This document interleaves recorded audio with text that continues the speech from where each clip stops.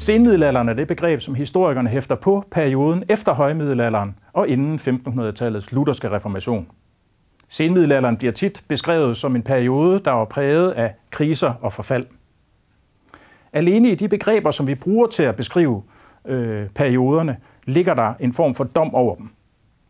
Den sene middelalder kommer til at stå i modsætning til højmiddelalderen, det vil sige middelalderens højdepunkt, den rigtige middelalder. Og den sene middelalder kommer til at ligge før 1500-tallets mere lyse perioder i form af renæssance og reformation. Senmiddelalderen var der også præget af mange kriser og katastrofer.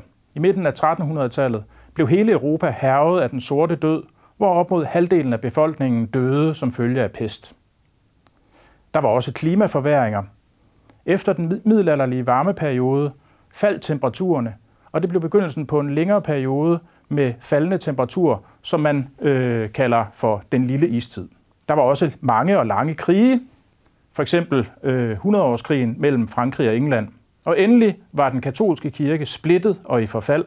Omkring 1400 var der hele 3 paver, der kæmpede om at blive anerkendt som den retmæssige pave. Alligevel giver det ikke rigtig mening at tale om senmiddelalderen som en periode, hvor der bare kun var tilbagegang og forfald.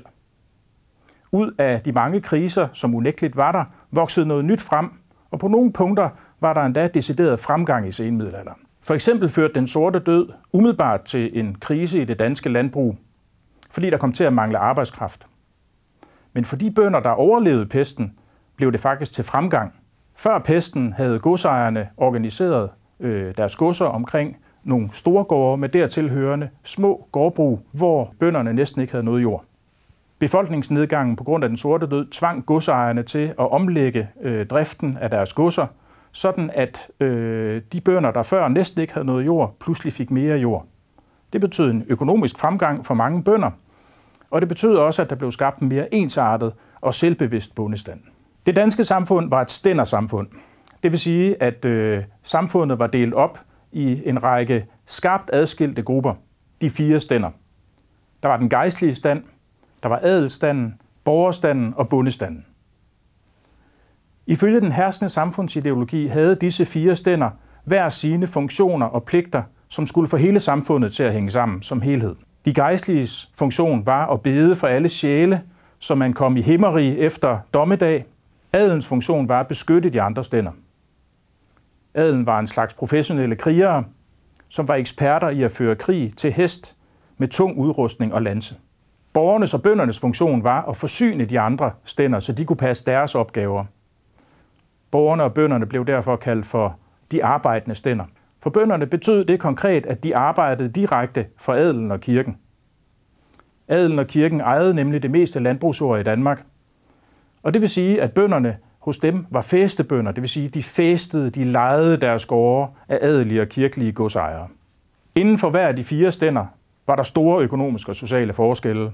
For eksempel var der meget stor forskel imellem en rig biskop og en fattig tiggermunk, selvom de begge to tilhørte den samme stand. Også balancen imellem stænderne forskød sig i løbet af senmiddelalderen. Som vi allerede var inde på, blev bønderne noget styrket, og det galt i endnu højere grad for borgerne, som oplevede fremgang på grund af økonomisk vækst i byerne. De rigeste borgere i købstæder som København og Malmø forlangte efterhånden indflydelse på den politik, der blev ført i det danske rige. Gejstligheden blev derimod som helhed svækket i løbet af senmiddelalderen. Det var der flere grunde til.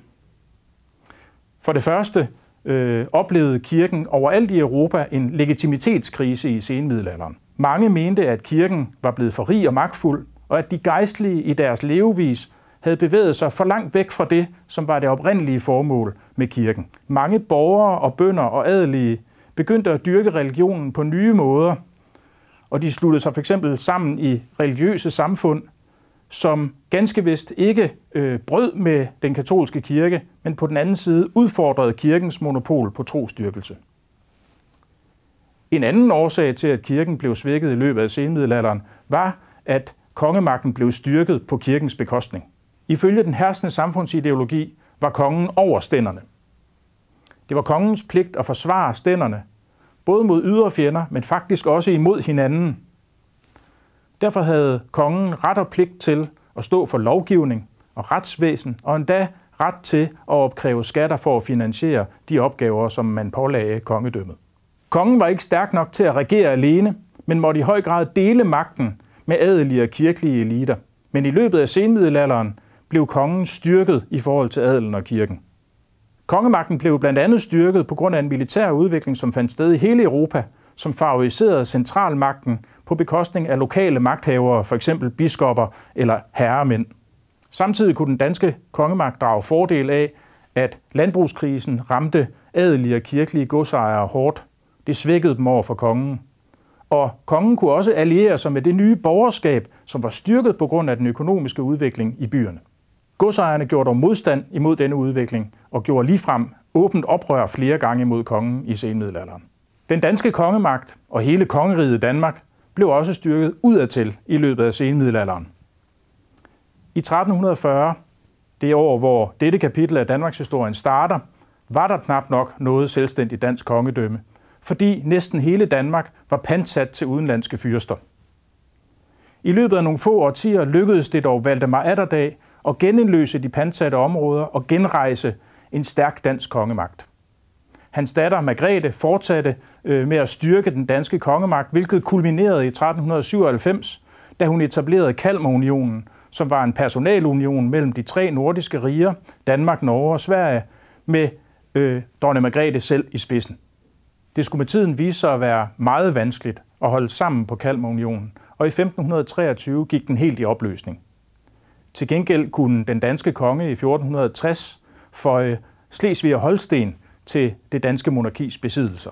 I løbet af senmiddelalderen gik Danmark dermed fra at være et kongerige i opløsning til at være en regional stormagt i Nordeuropa og Østersøområdet.